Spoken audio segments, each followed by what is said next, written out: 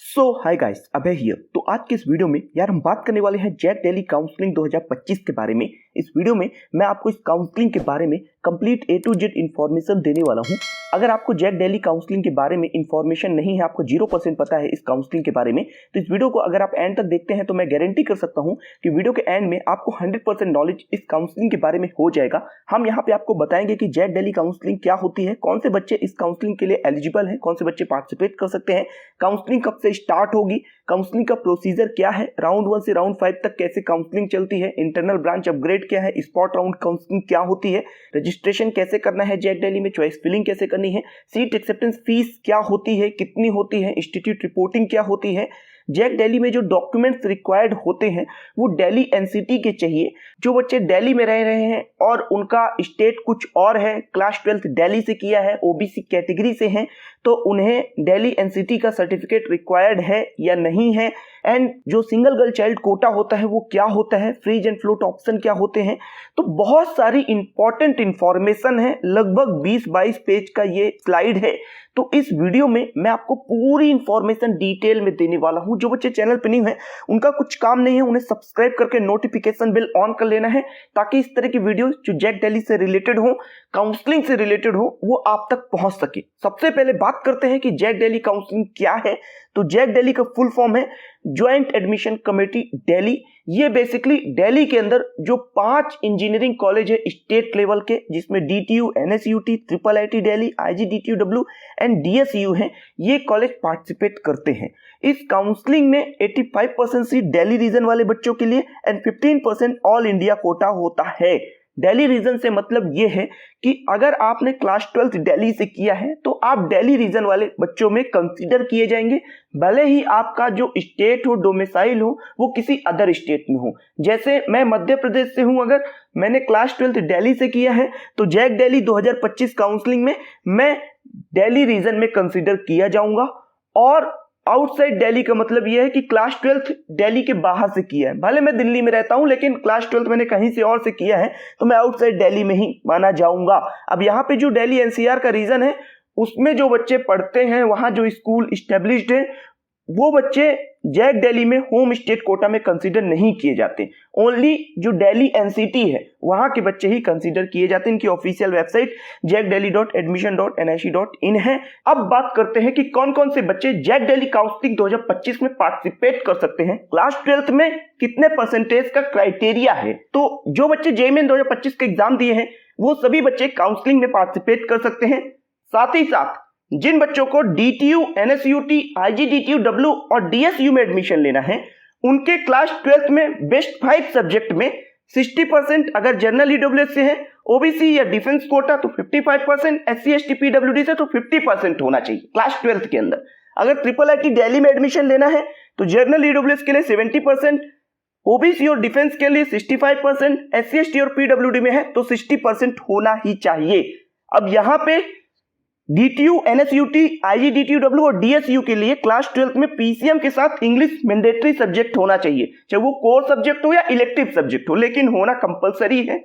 और अगर IIIT दिल्ली में लेना है तो एक स्पेशल कंडीशन ये है कि क्लास 12 में 70% तो आपके होने ही चाहिए बेस्ट 5 सब्जेक्ट में, including physics, chemistry and mathematics. साथ ही साथ 70% या उससे अधिक मार्क्स मैथमेटिक्स में होना कंपलसरी है, तभी आप IIIT दिल्ली के लिए एलिजिबल होंगे। अब यहाँ पे सिंपल ये मेंशन किया गया है कि अगर इतने परसेंटेज आपके होंगे तभी आप जैक 2025 का रजिस्ट्रेशन कर पाओगे, अदरवाइज रजिस्ट्रेशन के टाइम पे ही आपको बता दिया जाएगा कि you are not eligible for the counselling. अब काउंसलिंग स्टार्ट कब से होगी भैया?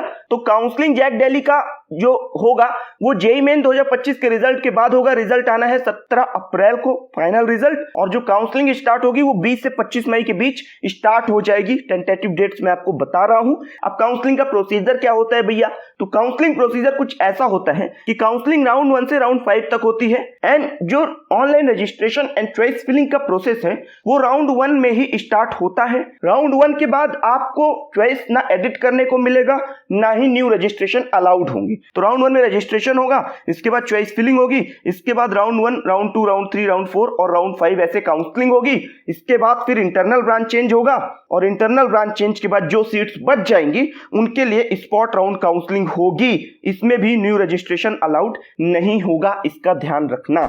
अब रजिस्ट्रेशन कैसे करना है? जैक दिल्ली की जो वेबसाइट है उसमें जब आप जाएंगे, जब न्यू रजिस्ट्रेशन ओपन हो जाएंगे तो उसमें सिंपल एक बटन आएगा न्यू रजिस्ट्रेशन, उस पर क्लिक करेंगे, जेईई मेन का एप्लीकेशन नंबर डालेंगे, अपनी डेट ऑफ बर्थ डालेंगे, कैंडिडेट नेम डालेंगे, तो ऑटोमेटिक डिटेल जो जेईई मेन का सर्वर है उससे ले लेगा और इसके बाद फिर आपको यहाँ पे ईमेल आईडी बोलेगा डालने के लिए, मोबाइल नंबर डालने के लिए बोलेगा, वो ईमेल आईडी और मोबाइल नंबर पे वेरिफिकेशन कोड आएगा। इसके बाद फिर आपसे बोलेगा कि नया पासवर्ड क्रिएट करिए, पासवर्ड आप क्रिएट करेंगे। इसके बाद एप्लीकेशन फॉर्म फिलअप करना है, डॉक्यूमेंट्स अपलोड करने हैं, तो एप्लीकेशन फॉर्म आप कंप्लीट फिलअप करेंगे। इसके बाद डॉक्यूमेंट्स क्या क्या अपलोड करने हैं, तो यहाँ पे आपको class 10th and class 12th का मार्कशीट बोला जाएगा, कैटेगरी और सब कैटेगरी का सर्टिफिकेट अगर एप्लीकेबल है तो, कैंसिल्ड चेक आपको अपलोड करना पड़ेगा जो कि अपना या अपने पेरेंट्स का होना चाहिए, और अगर बोनस पॉइंट के लिए IIIT दिल्ली में एलिजिबल है तो बोनस पॉइंट्स के सर्टिफिकेट भी अपलोड करने पड़ेंगे, अगर नहीं एलिजिबल है तो नहीं अपलोड करना पड़ेगा। ये डॉक्यूमेंट्स आपको अपलोड करने हैं। फिर आपको जो रजिस्ट्रेशन फीस है 1500 रुपीज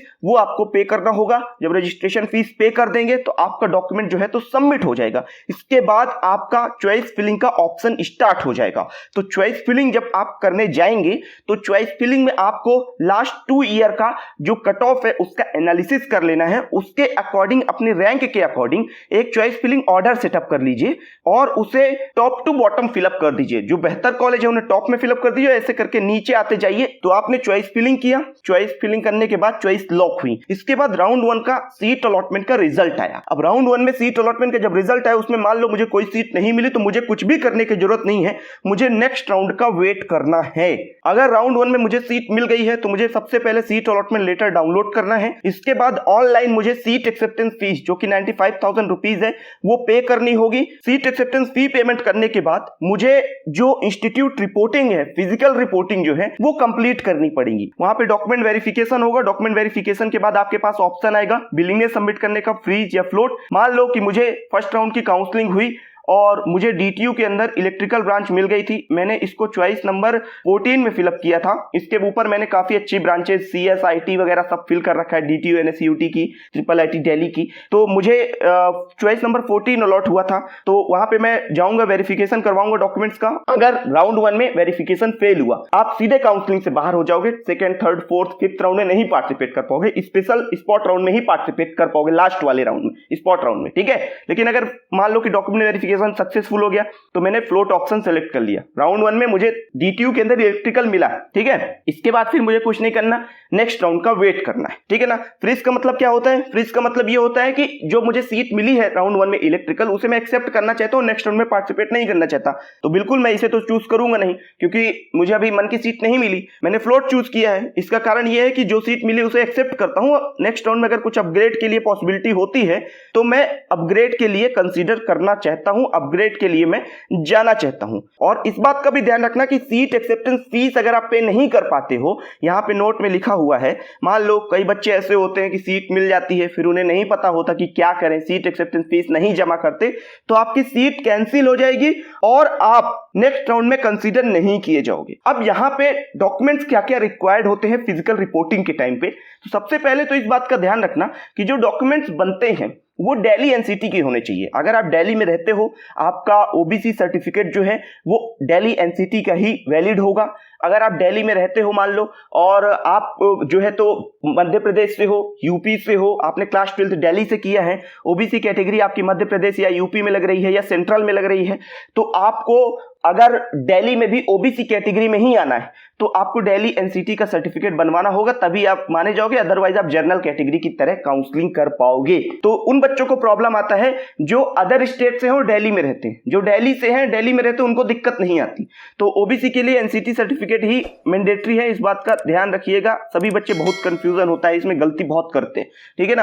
अब क्या क्या डॉक्यूमेंट्स रिक्वायर्ड है फिजिकल रिपोर्टिंग के टाइम पे, तो यहाँ पे आपको क्लास 10th का मार्कशीट लेके जाना है, क्लास 12th का मार्कशीट लेके जाना है। अगर बोनस पॉइंट के लिए एलिजिबल है तो ओलंपियाड वगैरह का, तो आप यहाँ पे IIIT दिल्ली के बोनस पॉइंट के सर्टिफिकेट लेके जाएंगे। इसके बाद रिजर्व कैटेगरी में है या सब कैटेगरी में है तो आपको यहाँ पे सर्टिफिकेट लेके जाना पड़ेगा। इसके बाद फिर 3 पासपोर्ट साइज फोटो लेके जानी पड़ेंगी। इसके बाद फिर यहाँ पे जो प्रिंट आउट है वो एडमिट कार्ड का और जेईई के स्कोर कार्ड का लेके जाना पड़ेगा। इसके बाद मेडिकल फिटनेस सर्टिफिकेट जिसका फॉर्मेट जैक दिल्ली की वेबसाइट पे है वो लेके जाना पड़ेगा।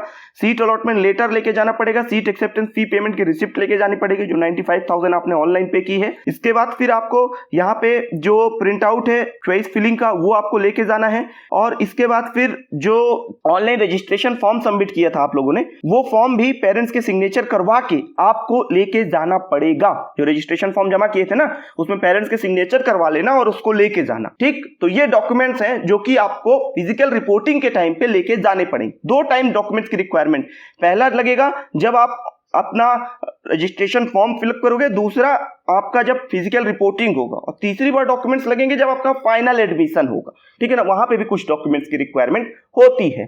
तो ये कंप्लीट इंफॉर्मेशन है डॉक्यूमेंट्स की। ये सभी डॉक्यूमेंट्स अपने साथ लेके जाना, कोई दिक्कत नहीं होगी, एक बार में आपका रिपोर्टिंग सक्सेसफुल हो जाएगा। अब बात करते हैं कि जैक दिल्ली में जो सिंगल गर्ल चाइल्ड कोटा होता है वो क्या होता है। तो यहाँ पे जो सिंगल गर्ल चाइल्ड कोटा है उसके बारे में जो इंफॉर्मेशन है वो दी हुई है। Basically single girl child quota का जो कट ऑफ होता है वो काफी कम होता है। इसके लिए आपको एक एफिडेविट प्रोड्यूस करना होता है जो कि 20 रुपीज के स्टाम्प में होना चाहिए।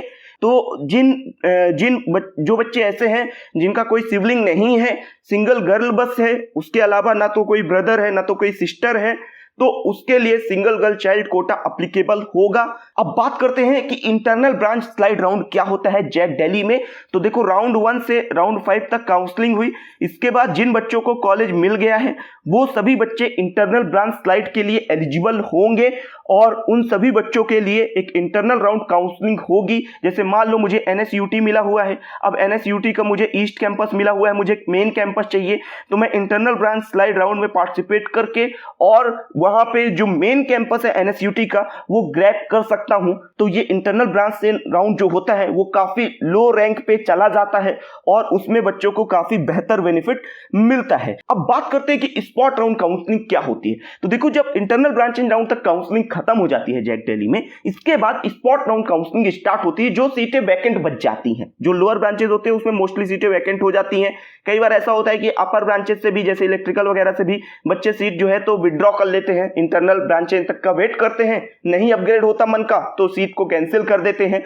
तो इससे क्या होता है कि स्पॉट राउंड में वैकेंसी क्रिएट हो जाती है। तो स्पॉट राउंड में जिन बच्चों की वैकेंसी जो क्रिएट हो गई है उसके लिए जो काउंसलिंग होती है वो कॉलेज में फिजिकली होती है, ऑफलाइन होती है। इसमें आपको कॉलेज में जाना पड़ेगा और स्पॉट राउंड में सभी कॉलेज पार्टिसिपेट करते हैं।